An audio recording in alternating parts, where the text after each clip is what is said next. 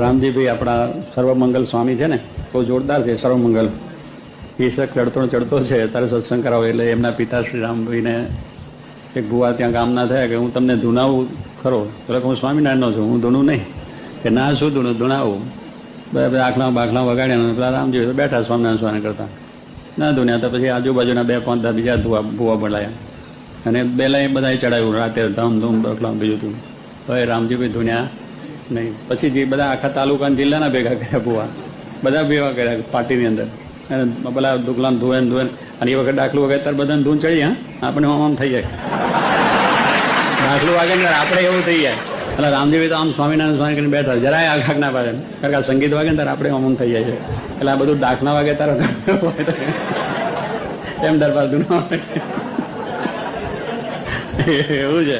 અહીંયા આપણે પેલા નહીં રાત્રે કૂદતા હતા એટલે જેમ બધાને સુર ચડે કે આપણે જરા નહીં કૂદમ કૂદા કરીએ. આ બધું નાચ ગાન તાણ એવું જ કામ છે. એમાં ગમે એવાને હુર ચડી જાય, ભેગા ભેગા થઈ જાય. એમ દાખલા વાગે ત્યારે ગમે બેઠો એને પણ માતા આવી જાય ખરી, આગા બાજુ આમ થઈ જાય. એટલે આ બધું એવું છે. પણ રામજીભાઈ બહુ અખર બેઠા તો હકાભાઈ માતા લીધું ના હતી એમને. બોજાસની અંદર અમારું મકાન લેવું હતું, જોડે બાજુમાં નહીં, પછવાડે તારે આપણે જે કર્યો ને ભંડાર એ ભંડાર કર્યો છે. એ જગ્યાએ માતાનું મઢ હતો અને ત્યાં કના જે ભુવાન બધા રહેતા હતા 2-3 જણા. હવે એને આપણે કાઢવા કોઈ સાથે વાતચીત કરીએ તો માતા ના પાડે, જ્યારે પૂછીએ તો કે માતા ના પાડે. એટલે માતાનો જ વાંક કાઢે. અને બીજું ત્રીજું બધા છાપરા ગયા, એક ભુવાનું છાપરું અને એક માતાનો મઠ 2 થયેલા. અને બહુ ઊંડો માણસ હતો ને એનું નામે કાર્યો હતો, બધી રીતે જ કાર્યો હતો. એટલે આપણને કોઈ હિસાબ હાથ મૂકવા ના દે. એટલે અમે 2-3 વખત ગયા તો અમે આવીએ તમારી માતા શું કહે છે શું નહીં. હું પ્લસ સનાભાઈ વાઘજીભાઈ સાધુ બેન થઈ ગયા તો આમ કંઈક કરે અને ભાઈ કે જો માતા ના પાડે, દાના પેલો વધાવો નથી આવતો ને આવું બધું કરે. એટલે અમે તો 2-3 વખત જઈને પાછા એક વખત અકાવી ત્યાં આવેલા. પછી વાતચીત ચાલી કે ના શું કા માતા પાડે, કે હું આવું અકાવી કે હું માતાને કહું.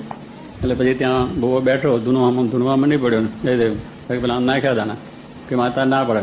અકાભાઈ લાઈ મારી પાસે ના માતા શું કા ના પાડે, માતા ના શું ના પાડે કે તમારે લોકોએ હારા બંગલામાં રહેવું છે ને માતાને હું રાખવીશ કે માતાઓ કેમ ના મારી દાના લખાવે લીધા કે જો માતા આ તું જયારે હારા મકાનમાં જવું હોય તો બધાઓ આપી દે એમ કરી નાખ્યા દાના. બધાઓ આવી ગયો લખાવે હો જો આવી ગયો માતાઓ ખાયો ને એટલે તરત બધાઓ આવ્યો, માતા આ પડી ફરી નાખ્યો ફરી પણ આવી ગયો.